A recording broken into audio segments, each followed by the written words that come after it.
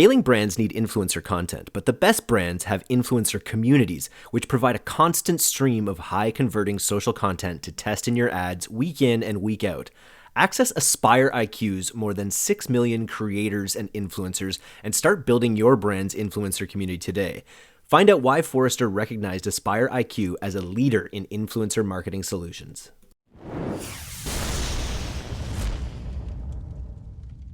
Hello and welcome to the D2C podcast, the show where we interview growth-focused team leaders at D2C brands that we love in order to uncover the secrets of their scale. Today, we are thrilled to have fellow West Coaster Bunny Ghatrora, co-founder of Blume, which is a women's skincare and self-care company eliminating the shame and embarrassment that stems from puberty and growing up. Welcome to the podcast, Bunny. Can we start with your brand's origin story? It's such a good-looking brand. Hi, Eric. Thank you so much for having me. Really excited to be chatting with you today. The brand's origin story, thank you. Appreciate that. It really came from a mix of like what Taryn and I knew that we lacked growing up in brands, and then a little bit of our own personal taste, and then a lot of our community's feedback. So when we were actually going through even like the design and the look of the brand, we did work with the community that we had at the time, which was from a slightly different business that we were running that then evolved into the current business. But we had this really core group of amazing customers that helped us really define what the Blume brand values would be, and then additionally what Blume would look like and why it would exist. And so we had some different versions and mood boards of the company that we were playing around with. And we shared that out to our audience to find out what they liked and didn't like and what that meant. And then always tying it back to really what the why is. So the brand wouldn't exist today without Taryn and I's own personal whys. And I'll speak to both of them a little bit, but essentially when we first started the very first iteration of A Company, Taryn was studying law in the UK and learning a lot about how women in developing countries were missing school due to their menstrual cycles and lack of access to safe facilities and hygiene products. And then similarly, at the same time, I was here in BC with my own period problems and really navigating a diagnosis of PCOS, which is something that almost 1 in 5 women experience. And looking at the kind of lack of education and information that was just around periods at all during this time. And then being from a South Asian background, Taryn and I have always been very hyper aware of how lucky we are that our parents were able to immigrate to Canada when they did and give us a life here, because it's very possible that we could have grown up in a situation where we also wouldn't have had access to safe or hygiene products in general. And so we launched Blume kind of with a mix of all those things to make the experience of puberty and growing up and experiencing our periods better. And through that, we surveyed our audience, and 60% of girls and women let us know that they felt their self-esteem plummet as they went through puberty. So that's really been our kind of North Star and our guiding mission, and the stat that we're working really hard to change through our safe and effective products that make you feel good, as well as education, sex ed content, and self-care resources to help people just become the better version of themselves. Love it. Can we talk a little bit about the state of sex ed? I know you actually have a content play where you're really focused in on that. And, having been through, I'm a man, but having been through, issues with PCOS, with my partner and with other issues around women's health, I really can resonate with the fact that it's really lacking. Whether it's the medical system or whether it's, the way brands speak to these issues. Can you speak a little bit to like how you see the state of sex ed right now?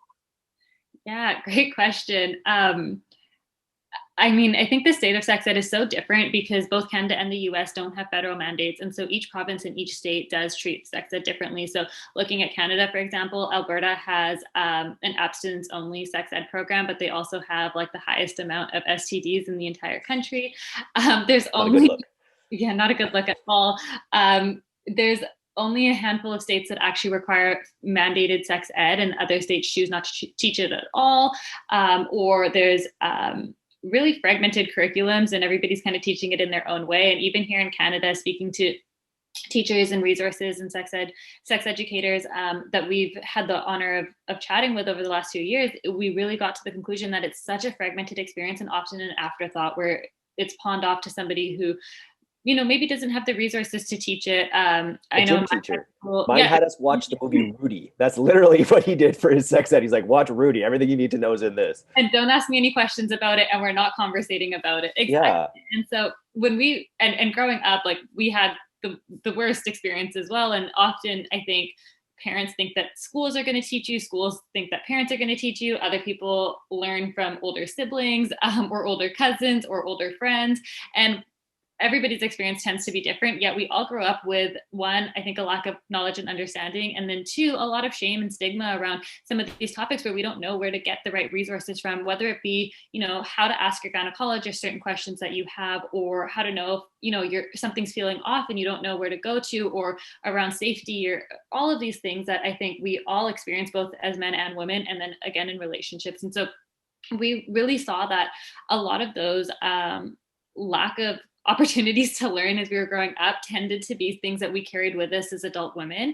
And now, now that we're a little bit older, it's easier to feel more confident about these things. But really, when you need to know them is when you're a teenager and you're growing up and really learning to understand your body. And so we worked with a sex educator here in BC named Dee, who's incredible. And we put together a fully free sex ed curriculum for teachers to download. And it's in PowerPoint format. And so they can use that to teach their students in a safe and effective way. And then we also created conversation cards, which are essentially essentially topics that you can pick out and choose, and you can have conversations around. There's questions and answers, everything from not only your body and the science behind your body, but also how things make you feel, and around like wellness and mental health that comes along with some of these topics that often aren't discussed. Amazing. So I know the business is in a scaling position right now. I want to go back just a little bit more to that 0 to 1 period, where you're gathering feedback. Did you launch with one product, or did you launch with a suite of products? So when we launched Blume, we launched with 4 products. Which were they? So we had our Meltdown Acne Oil, which is still our bestseller today, Hug Me Deodorant, which is an all-natural deodorant, and then a super gentle cream cleanser, and Cloud9, which is our cramp oil. And then we also did have pads and tampons at that time as well. Amazing. So you launched with these products, you got some initial sales, and then you used that audience of your initial sort of early adopters in order to refine the brand further? Or did that all happen even before you launched these products? So before we launched these 4 products as Blume, we were running a third-party subscription box. So in that, we had our organic pads and tampons, and the mission of that company was really to just change the way we experience our periods every month. So periods have often been something that we have to deal with, and something that is almost like a nuisance. And so we really wanted to just flip that and say, how can we make this a moment of self-care for our bodies? So when we were running that version of the company, it was our pads and tampons plus third-party products from other companies that were all clean and effective. And so we took that community and had them help us evolve the company into Blume today with the 4 products that I just mentioned. That's a really understated value bomb here early on in the podcast. Like actually knowing the space that you want to be in, knowing you want to get to creating your own products, but starting with products that are available out there so you can really understand what you want to build. Mm-hmm. I mean, when you put it like that, it sounds very intentional. I think for us at the time, it definitely wasn't that well thought out. We really just saw, the main issue on hand, which is that we knew that as women, and talking to our friends, that we were sick of having our periods be such an afterthought. And there's so much science and conversation that's been happening now around how our bodies actually change throughout our cycles, and how that actually affects like our moods, our decision-making abilities, our workout abilities, when you should have large meetings at work and when you shouldn't, when you should have difficult conversations with your partner and when you shouldn't. And all those things are actually tied in so closely to our cycle. Yet we live in a world where that's often not remembered or prioritized. And so initially it was really just like, oh, I get my period every month and I feel really crappy, and I just want like one thing to make me feel a little bit better. But in doing that, we had so much feedback from parents around how they felt so grateful to have this box to give to their daughter each month when she was struggling with her first few periods, feeling really self-conscious about her body, and also just having an opportunity to have a conversation with her about her body and about periods in a way that they didn't feel comfortable doing before, because it was like, hey mom, I need tampons. And then it was like, you run to the store and then it's just like, here you go. Like it was a whole silent situation. And so we really wanted to celebrate that. But to your point, through that experience, we were able to intentionally turn it into Blume today, which we're really, really grateful for. Amazing. And so, and the customer feedback, did that all happen over email, basically from those initial customers? Email, phone. We met some of them in real life. Pretty Amazing. much wherever we could get feedback from, we did.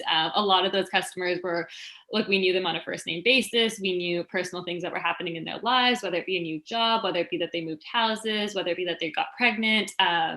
So there was a really core group of customers there that we got to know super, super well. Very cool. And I understand, when you launched this, you really had the idea that it was for that younger generation, that's still in school, Gen Z kind of model. Can you talk a little bit about how that evolved as you grew? Yeah. So we really launched Blume as the brand that girls grow up with. And so what that meant to us is that this isn't something that you would use between the ages of like 13 and 19, and then you go off to college and you've like graduated from Blume. We really didn't want that to be the case. And we knew, the pain points that we experienced as we were growing up and how those pain points continue to affect us now as adult women and in the conversations we were having with the people in our lives.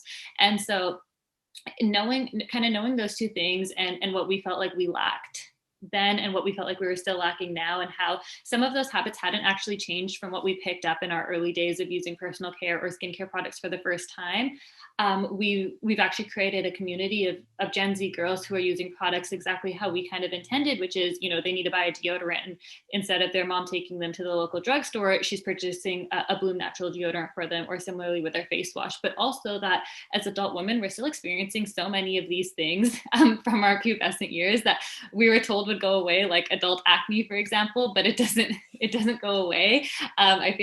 Teen acne. Like, I feel like that's the biggest myth, which is that like, oh, once you like aren't a teenager anymore, your acne goes away. But I mean, I think everybody can probably still relate to the fact that it's popping up all the time. Yep. And so we've created this community of girls and women who are all using Blume products, and many of our older customers, millennials, are letting us know that they wish that Blume is something that they had when they were growing up, because they've been using a toxic deodorant for the last 15 years. We're also having a ton of, let's say, Gen Z girls who are using Blume for the first time, and then their moms start using the product, or they have a brother in the house who starts using the products. And that's really our intention, where while it's gentle and safe enough for teen skin or young skin, or sensitive skin, it's really something that people can continue to use. And it is also for both genders. Love it. Yeah, I'm currently experiencing an outbreak on my forehead. The audio listeners can't see it right now, but I got an absolute heater. So I need some of this meltdown, which is an amazingly named product. And that's kind of what I wanted to go into next. I like looking at the names of your products. I love products that are named for what they do. And I love the concept, you don't need a 2-inch drill bit or a drill, you need a 2-inch hole. And I feel like that's something you have to remind yourself of when you're naming your products, when you're creating your products. I feel like you did such a good job naming the products, things that you understand sort of psychologically underpin why you use the product. So your deodorant's called Hug Me. So it's this idea of intimacy and sort of acceptance and this freedom of anxieties or whatever. Can you talk a little bit about how you came about to name the products? Yeah, great question. The names are one of my favorite things about Blume as well. And so when we were kind of brainstorming and coming up with the products, I was talking to Taryn, who's, like I mentioned, my sister and also my co-founder, and we both were like, it would be so cool if our products had names so that you could talk about them as not like Blume's face wash, but like the product name itself. Like, I use Daydreamer, for example, or I use Hug Me. And we really wanted to bring that like emotional connection and personification to the products, because part of the Blume philosophy and the way we talk to our customers is as our friends, and we really believe that the products could be your friends too. And so we were kind of going back and forth on that, and then Taryn was brainstorming names, and one day she came up to me and she's like, Bunny, I have our names for the products. And she just like rattled them off, and I was like, I don't know where you got these from, but they're perfect. And we didn't even do a second revision on any of them. We just like went with them exactly the way that they were. And we've been loving the name so much, and we're so grateful that they have caught on to our community the same way we wanted them to. And we often hear customers or influencers or folks even at retailers talking about the products directly by their name, and it really just evokes that feeling of I want to wash my face with something that makes me feel dreamy, or I want to use Hug Me because it makes me want to hug people. And I think even in these last 12 months or so, when we haven't been able to hug people, as the world starts opening up again, those are really the moments of introspection that I think we're so excited to be on this journey with our customers. And you can just make that emotional connection. You know what I mean? Like, just by making that emotional connection, you're going to improve your conversion rates, and improve your LTV and all of these things. So really, real kudos for the way that you were able to brand things. And then talk a little bit about the design. Like the design is, again, it's just minimal, it's slick, it just looks really sort of essential and simple. You really hit the nail on the head, I feel. Yeah, thank you. I think design is something that is so close to us, and there's still nothing that goes out without getting Taryn's approval on, even at this stage. And even though we have such strict design guidelines, and I think it's one of those things, both brand and design, that it's so important to just stay close to and keep checking up on all the time, because there's a world of evolving brands and evolving designs, and I think that's super important. And with the times, it's very relevant. But how do we continue to stay up to date and evolve the design or the brand while still staying true to the actual ethos of the brand? And we have an incredible designer on hand now at Blume who really, really understands like Blume's design. But on day one, when we were really starting this process, we knew it was exactly what you said, Eric. We wanted it to be clean, minimal, simple, effective, but also engaging. We didn't want it to be boring. We wanted the brand to feel exciting and interesting without feeling over the top. And I think another thing that was really key to us is that we didn't want it to be too much in one direction, too teen, too adult, too minimal, too bold. We really wanted to find a balance there where we felt like it kind of encompasses exactly who our customer is, which is that she has a personality, but she's also really sure of herself. And I think that is one thing that we've worked really hard on, but it's always evolving. Yeah, Definitely. I can imagine. Need high-quality, fully licensed UGC? With Mini Social, you can produce beautiful, authentic, and fully licensed user-generated content featuring your products with micro-influencer creators. D2C brands like Native, Olipop, Hydrant, and others love working with Mini Social as a way to populate their organic social acquisition channels, website, and beyond, while also competing dollar for dollar with traditional influencer activations on Instagram and TikTok. Get started on a campaign at minisocial.com today. Okay, cool. Let's talk a little bit about marketing. So you've got the product. You realize you've got a hit. You're selling some products. What sort of levers were you able to pull kind of early on in your marketing that made you realize that you can really scale this thing? Mm-hmm. Yeah, I mean, I think it's a little bit of everything. So email marketing has been super key for us for day one. We still heavily invest in email marketing. We treat our customers' inboxes like a sacred place. So we want to ensure that every email that we send out to them is important and valuable and not just a promo. So we try to do a mix of content as well as product education, as well as newsletters and interesting things that are happening in the world that we think our customer base will care about. So from day one, email marketing has been a top priority for us. Paid ads in the digital space, Facebook and Instagram has been really big for us. We do a lot of micro influencer gifting, and I think that community is so key. And it's just so interesting and so cool to hear from customers exactly what they think about the products. And so we also really focus on just creating that community of folks who resonate with the product beyond just what it does, but also the why behind why we started the brand and the values and what we truly stand for. And then lastly, I think press has been a big lever for us in terms of brand recognition and really people understanding why Blume exists and who we're by. And I think one thing that is often hard to do is Taryn and I aren't the face of the brand. We're not influencers. We don't have our own social presence, but we do have a really strong why behind why we started the company. And I think that, two sisters who started as students and launched Blume into the way it is something that a lot of people can relate to and a story that people really gravitate towards. And so press has been a great way for us to share our journey, both along being siblings who run a business together, as well as being coming from a place, like Vancouver, BC, where we don't have a super strong ecosystem of entrepreneurs, and really growing a company there that can resonate across Canada and the US. Very cool. So we'll talk a little bit about your influence. You've got some big influencers on board, which is huge. But I wanted to just talk a little bit about just user-generated content. Even aside, I think when you think about influencer marketing, it's easy to think about the GGs and the Kardashians and things like this. But really, like UGC, user-generated content, is really just sort of the lifeblood of top of funnel advertising campaigns. Can you talk a little bit about how you're able to get sort of a steady stream of user-generated content from your audience? Mm-hmm. Yeah.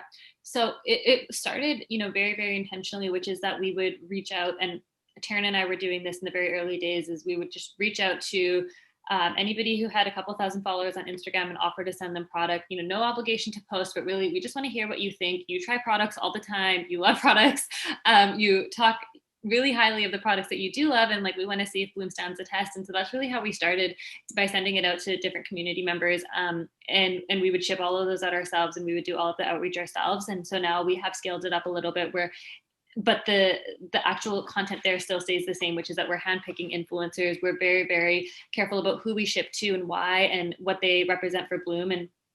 And I think one thing that we've been really lucky is because we have a strong brand and a strong design, is that many of our influencers just tend to take photos that fit that profile, that then allow us to reuse and repurpose with still putting their own spin on it. And as part of that, we see now our customers following that same kind of path and creating their own UGC, even though it wasn't required or asked of them. And we think that that's really, really cool. But I think my favorite thing about UGC is that it's real people using the product exactly the way that they would, and it's very relatable. And I love watching like morning routines and evening routines and like what I did in a day, and I just think it's so interesting, and like one of the most like soothing things to watch. And so it's just I think the thing that is really drawing, or that really draws people to UGC, is just seeing real products in real people's lives.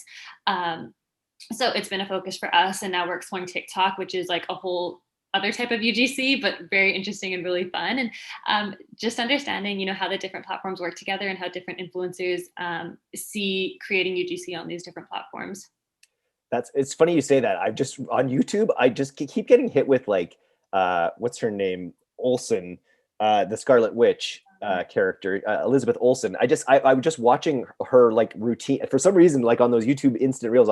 I'll click on her for some reason because I like Marvel, and I'll just watch her do her routines, and it is oddly soothing. It's very interesting, and it's also for you, it's customer research at the same time, right? It's stuff that you can use for your ad content, but it's also like it's evolving your understanding of how your products are being used, which will help you, grow it further.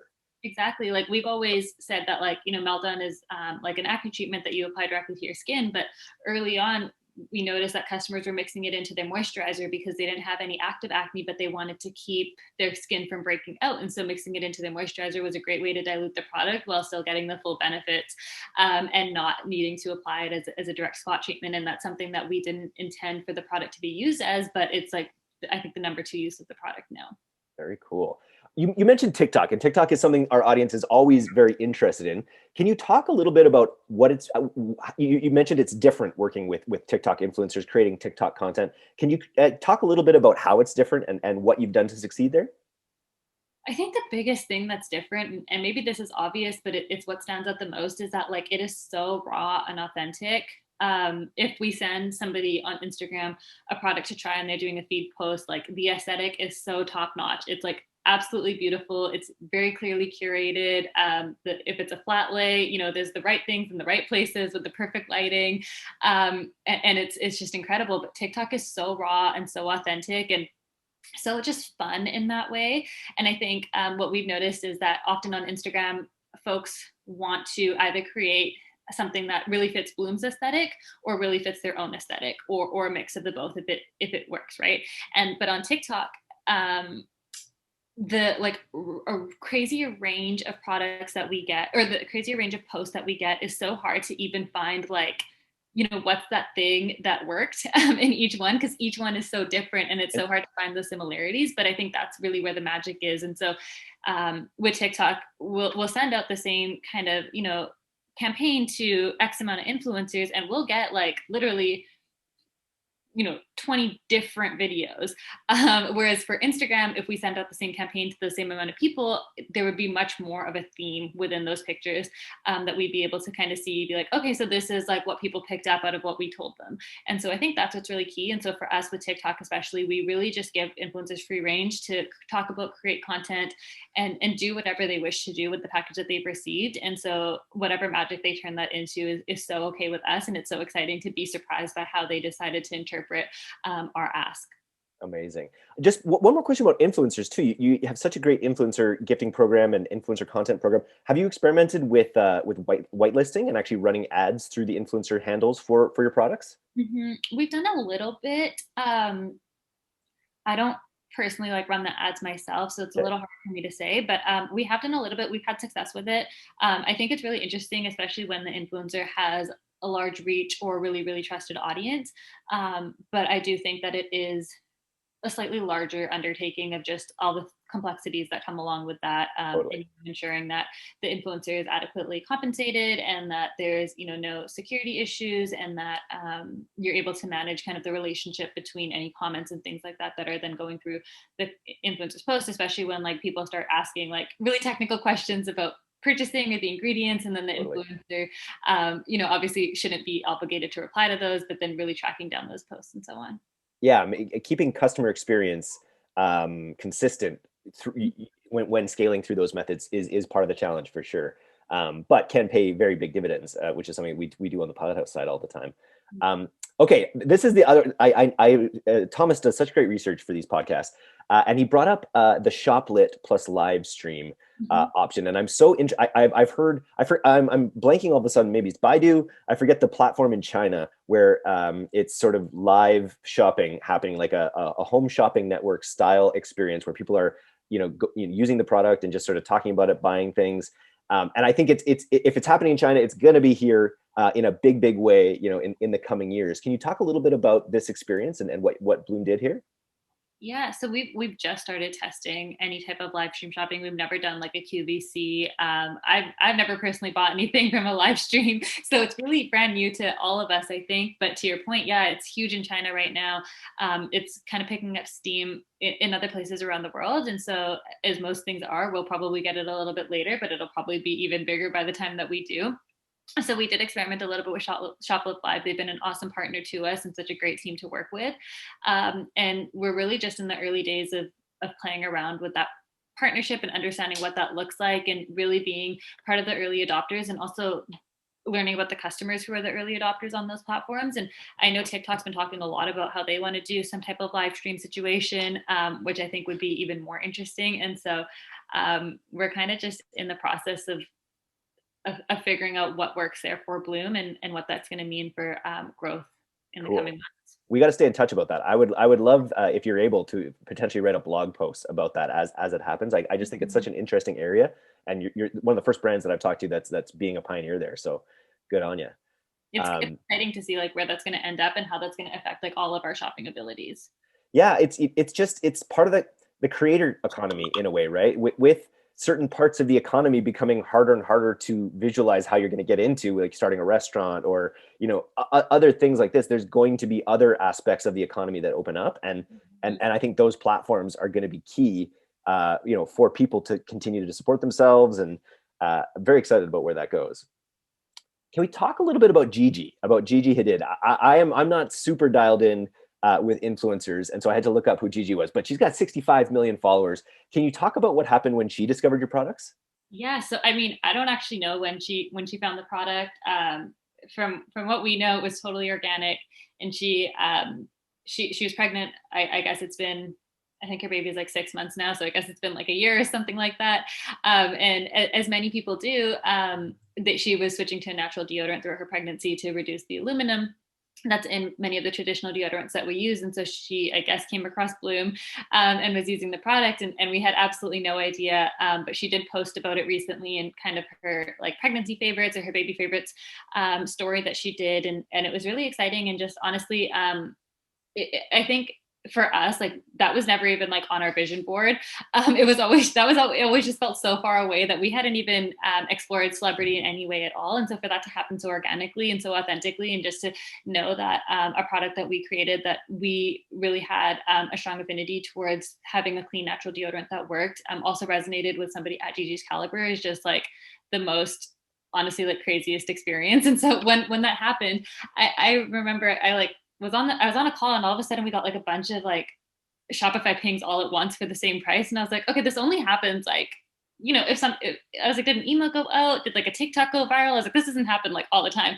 And so then I was like, okay, let's see like if anybody interesting has tagged this on Instagram. And then I saw it, and I just like shrieked and called my sister right away. And then our whole team jumped on like a Zoom, because we're virtual still, and just had like a moment of like just pure delight and just really exciting vibes. And then since then, I think we definitely do get a lot of, I think, just like brand recognition and brand clout from that. But Was it yeah. a real level up? Like when that happened, there was a bunch of initial sales, but you're also just going to get the brand. You're just going to get brand awareness from millions more people. Mhm. Did you see a sort of step up when that happened, or was it Um, a spike? there was definitely a spike. I think in terms of kind of the latter, it's so interesting where I think some of those things like often happen over time. So, we'll be talking to a retailer and then it gives us that validation to really bring up something like that. And so we've seen this in the past where it is compounding, where it's not like the next day, everybody's like, Gigi talked about Blume, so I want to talk about Blume. But Yeah, it's so compounding where it just builds that brand love and that brand loyalty and that validation. And I think one thing that's like so key to us at Blume is that we never just want to be like a trend. Often there's times where like products are trending or a color is trending or a moment is trending, and it's always great to jump on those trends and in those moments. But I think for us, like the longevity of the brand is what really matters, and so moments like this are super key and crucial to us because it's not something that passes where it's like, oh, this happened and now we've moved past it. It really is something that continues to compound and grow. And we hope that Gigi's told maybe her friends about it, and maybe she'll be at a runway and be like, "Oh, this is the best deodorant. I don't smell," and soon all her model friends will be using it. But I think for us, it really is just that brand longevity and that a validation that comes along with something like that. love it.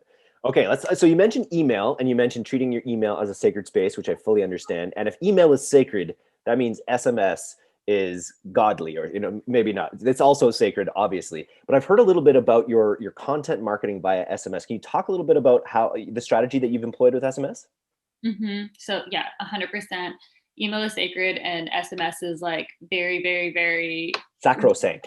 That's the we word, don't maybe. we don't text our customers often at all. But one thing that we do, which is super fun, is Starbucks on Us, and this is something that we started doing during the pandemic, where we're all at home and most of us are making coffee at home, and that's great, saving money, but sometimes coffee just doesn't taste as good when you make it yourself. And you And got to so get out of the house occasionally.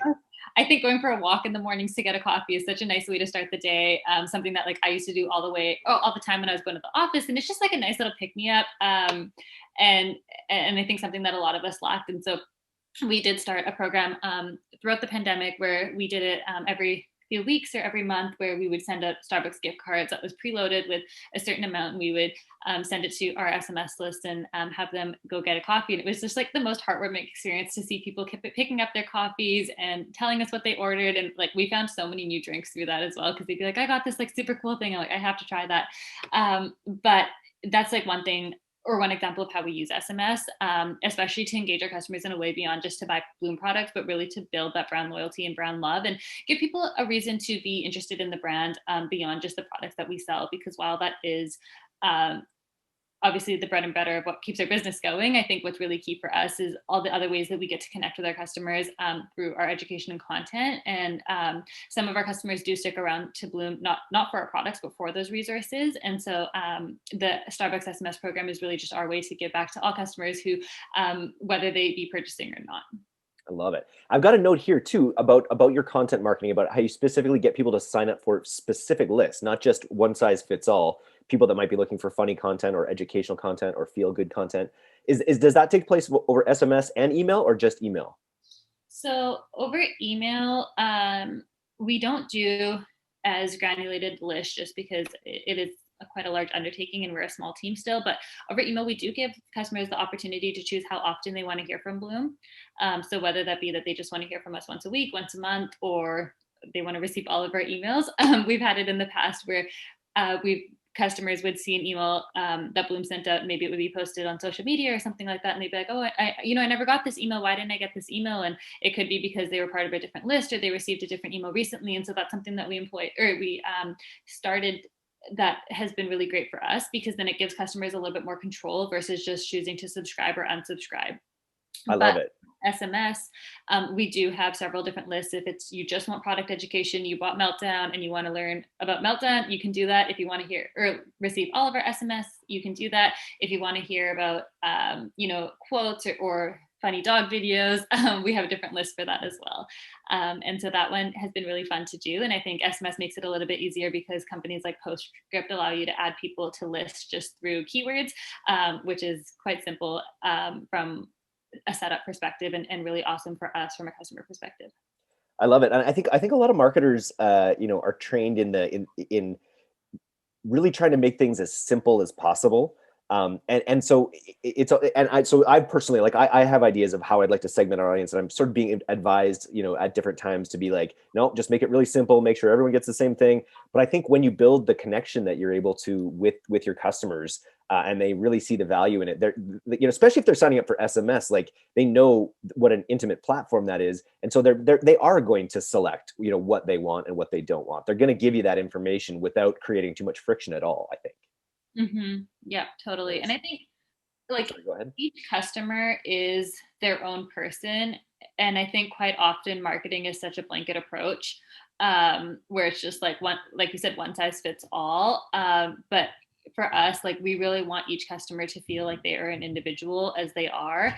And so we try to, wherever possible, really curate and customize different initiatives directly to people who are interested. Very cool. Okay, so we talked a little bit about 0 to 1, and you're now in a much more in a bigger scaling sort of phase right now in the business. Can you talk a little bit about some of your biggest challenges that you faced in this scaling period? I mean, I feel like everything is a challenge, and every day there's a new challenge. Particularly looking at the last 12 months, we've encountered, and it's interesting because these last 12 months have also been a really key and crucial time for Blume as we've evolved as a brand and as a company. But I think everything from, figuring out supply chain logistics to housing inventory and how much inventory to house, to scaling up from, understanding who our top customers were, to now having too many top customers to really be able to keep track of and get a good grip on. And so some of the things that we've done is, in the past, we would do a lot of customer calls and one-on-one information. And now we've evolved that into surveys that allow us to get that same information on a wider range and then choose to do customer calls more one-off. I think thinking of like particular problems, supply chain in the last 12 months has been a big one, which I'm sure everybody who has a product company can relate to. I think one thing as well is team. As the team grows, and particularly as the team grows remote. So now we have a handful of employees who we've actually never met in real life, and we've only had virtual connections. But it's harder to build that kind of rapport and connection with people through the internet and through Zoom meetings all day. And it's also tiring for everybody, I think, to be on camera and to be on and bring a different energy that you have to bring when you're on Zoom all day versus in real life, and where we all get our own energy from. And so I think as managers and as leaders, navigating this period through the pandemic as a remote team has been really interesting and has been a big, big learning lesson for myself personally. And I think in the state of the world, not only is it that, we went through a pandemic, but we also went through, a lot of social justice and racial issues in the last 12 months that should have come up a long time ago, but, they really did come up in the last 12 months, and managing not only what that means for our team and ourselves, but also our community and how Blume can show up in those ways. And so some of the things that we did, early on in the pandemic is, we did like downloadable coloring sheets to give folks something to do at home, while they were passing time and weren't able to leave the house. We do something called Meditation Mondays on our Instagram, which is that, we're already scrolling all day. Most of us, as much as we hate to admit it, wake up in the morning and scroll first thing. And so since we're spending time on Instagram and we're spending time on this platform, like, let's also use 5 minutes to just really take a minute to breathe and to ground ourselves for the day and for the week. And so that's something that we did every Monday morning with an amazing meditator named Dora, who's also here in Vancouver. And so I think for us, a challenge that will probably continue to be a challenge is how do we balance, obviously, the needs of the company and the stakeholders involved, but also continue to be authentic and true to the brand and our customer base, and where do we balance, content that is surrounding the products that we sell, but also creating a community and a brand that stands for something that is authentic to Taryn and myself, as well as our customers and our team. I love it. And because your products are so intimate, it gives you this opportunity. You can talk, when you have that connection with someone, it really broadens, I feel like, the things you can talk about, and the content that you can provide people with. Just like, it might not be the same if it was like a coffee mug or something like that. You wouldn't necessarily have that same license to operate in as broad a space in terms of your content. So really good on you guys for recognizing that and and yeah, and feeding it, like even just the Starbucks gift cards during the pandemic. That's a really smart way, again, to address where people are at, during all this. When you said coloring sheets, my mind just went to like, oh yeah, that would be for when my kid wasn't in school, and just be like, I would need those to give them to her, kind of thing. But yeah, everyone has their own challenges, and it's cool that your content can address it. Very cool. What about the other note I have here is about quizzes, and quizzes are something that, back in my affiliate marketing days, we used to run a lot of different quizzes, but they were mainly just focused on monetization. Can you talk about the way that quizzes kind of work in your brand's marketing flow? Great question. So we've tested a bunch of different quizzes. I think that they're so interesting. I personally, as a consumer, love doing quizzes. I think they're so fun. So we've done a couple different types. One that, leads more to, purchasing and finding the right kit for you. And I think Blume's interesting because we have a small set of SKUs right now, and they do span categories. But I think often customers are like, I don't know necessarily what I'm here for Blume to purchase or what's interesting to me, but I also do know that I do want to start using some like safe and effective products in a way that I maybe have never used before. And so we use quizzes mostly in that way to help educate our customers about where they can get started with clean beauty, especially if they are this is their first endeavor into clean beauty, or if this is their first endeavor into personal care, if they're quite a bit younger, and understanding about, what are the pain points that they experience. So maybe it's not that they have acne, but that they have dry skin, and therefore our cleanser is perfect for them. Or maybe they have period cramps, but they use a Diva cup, and so Cloud9 is perfect for them because they don't need pads and tampons. And so that's really how we curate our quiz, and we use it as an opportunity to educate our customers on the products that we have and how they can be used together as part of a routine. Very cool. And then that leads me to my next question, is about bundling. That's something that we're always preaching to brands about, the ways that you can increase that average order value when you have people ready to make a purchase. This is something you guys probably think pretty carefully about as well? Yeah, so we do kit and bundle our products together. I think it's like one of the best things probably that we did, and that we'll continue to do. And I think most customers want to be able to purchase products together that work together as a routine. And often with skincare, I think one of the reasons that keeps people from purchasing is the confusion of understanding what ingredients are for, or how products work together, or if you can use certain products together. And how to use them. And so we have, like, for example, a face mist that's also a toner. And so allowing customers to understand where in the routine that fits and which products they can use it along with is so important. And so we've been bundling for almost since we launched the company. I think we started our first bundles maybe 6 months after that or something. And it's been super awesome and exciting. And I think we often have customers be like, why aren't these two products bundled together? Like, I want to buy them as a set. And so then our customers are often telling us their own recommendations for bundles we should launch. Amazing. And just bundles just allow you to, a mentor of mine always said that they who can pay the most for a customer wins. And so as you're able to get your average order values up, you're able to, use Facebook's algorithms and things like that to find higher and higher value customers who are willing to spend more. And I could see that would be a game changer. Wanted to ask about your goals in 2021 with Blume. What are you aiming to achieve in 2021? Yeah, so I mean, we have a couple exciting things coming up. I can't say too much, but we do have a few products that are in the works that we're super excited and eager to be launching. So those will all be going live probably in a couple months here. And then we're hoping to launch at least 4 products this year. So that's one big huge project that we've been working on. And then we do have a really large retail launch that is coming up in May. So I don't know exactly when this podcast is going to be live, but if it's after May 10th, you'll be able to see it on our social media for where we're live. And that is where Blume is already omnichannel, but primarily of our business is D2C right now. So this will be kind of our first foray into a large retail partnership that we're super excited and honored to be a part of. So those have been our 2 big projects this year. And then kind of going from there and just continuing to grow and really foster a community of customers that feel listened to and heard is top of mind always. I love it. So with a brand that has such an attention to community, can you talk a little bit about your product launch strategy? I feel like product launches are such an amazing opportunity for brands to connect with their audience, to drive massive sales. First of all, are these products going to be rolled out one at a time? Are they going to come together? Can you talk a little bit about your product launch strategy? So we always launch one product at a time.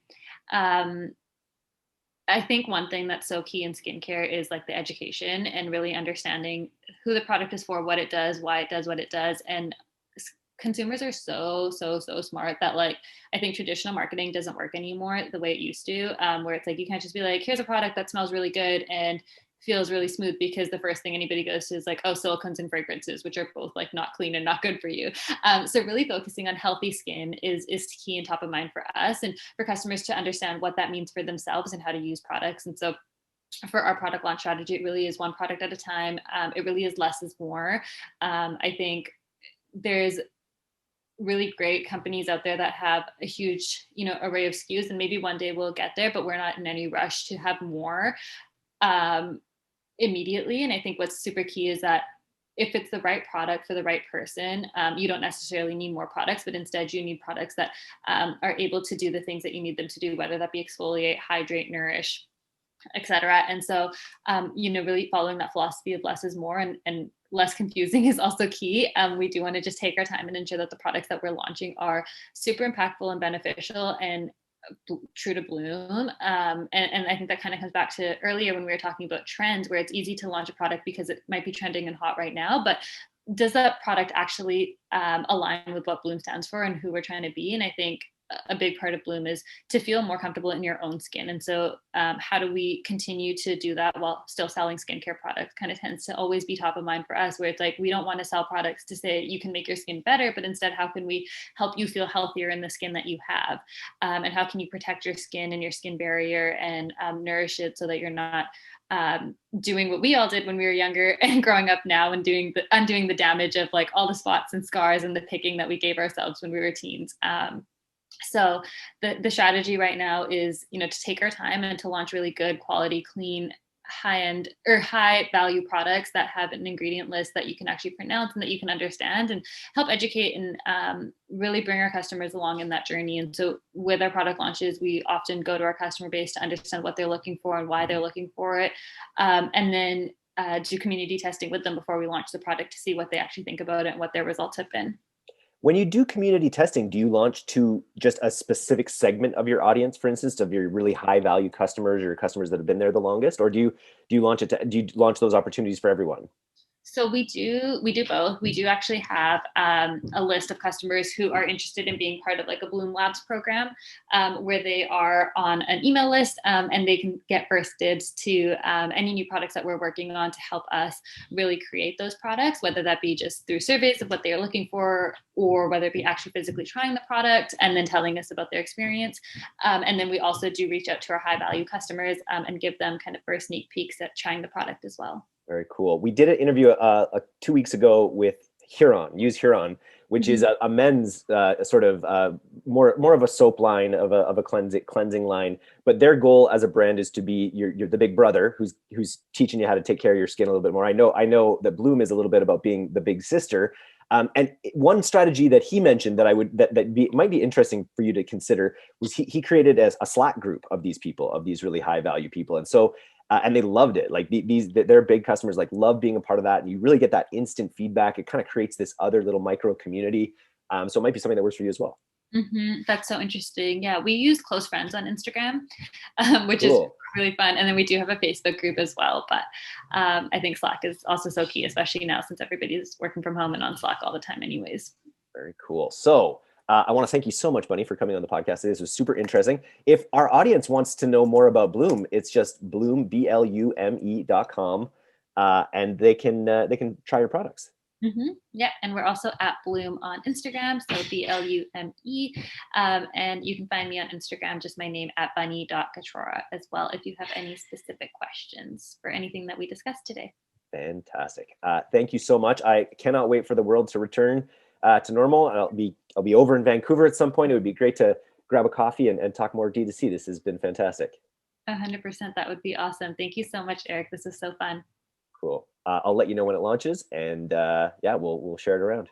Cheers.